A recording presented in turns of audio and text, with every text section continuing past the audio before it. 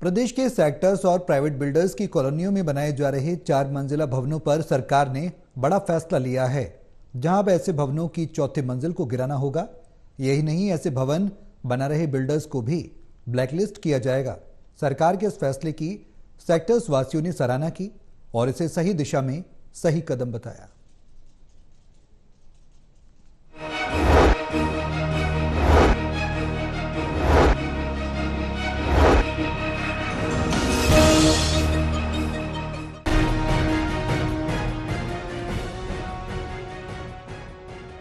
प्रदेश के सेक्टर्स में बन रहे 4 मंजिला भवनों के खिलाफ सेक्टर वासियों के विरोध और इसके खिलाफ हुए आंदोलन में अब कोर्ट के आदेश पर प्रदेश सरकार ने फैसला लिया है कि ऐसे निर्माण गिराए जाएंगे और भवन को मूल स्थिति में लाना होगा। सेक्टर्स और प्राइवेट बिल्डर्स की लाइसेंसी कॉलोनियों में चौथी मंजिल का निर्माण अवैध होगा। ऐसे बिल्डर्स को ब्लैक लिस्ट किया जाएगा। सरकार की इस पॉलिसी का विरोध करने वाले confederation of all Hooda sectors welfare association ने सरकार के इस फैसले का स्वागत किया है।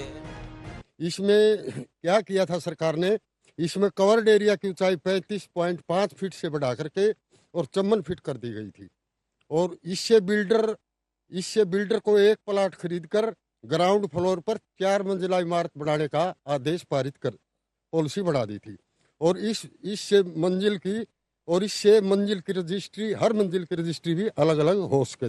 पॉलिसी तो बना दी, लेकिन सरकार ने ये आनन फानन में ये ध्यान नहीं दिया कि इससे जो व्यवस्था है सेक्टर निवासियों की, उस पर बुरा प्रभाव पड़ेगा।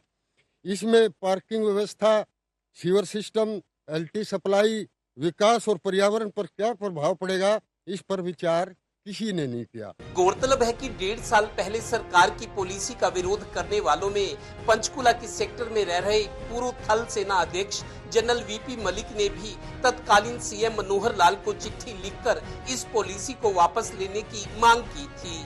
सेक्टर्स में 4 मंजिला बनाने से इसका असर सेक्टर्स की मूलभूत सुविधाओं पर पड़ने के अलावा पर्यावरण को भी नुकसान हो रहा था। कोर्ट के आदेश के बाद सरकार के इस फैसले को सही फैसला बताया जा रहा है। ये बहुत ही बढ़िया सरकार का फैसला है। इससे जो बराबर वाले जो भवन हैं उनके ऊपर भी दबाव पड़ता है, मकान के ऊपर जनसंख्या ज्यादा आदमियों का प्रभाव पड़ता है, बिजली पर, पानी पर, गाड़ियां खड़ी करने पर और पार्किंग पर बहुत बुरा प्रभाव पड़ता है।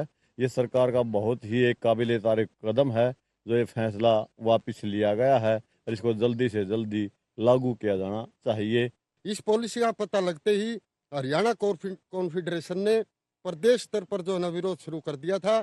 जो प्रदेश स्तर पर हमारे संयोजक यशवीर मलिक है, उन्होंने पहली मीटिंग पंचकुला में बुलाई थी और दूसरी मीटिंग 18 जनवरी 2023 को पानीपत के सेक्टर 6 में हुई थी।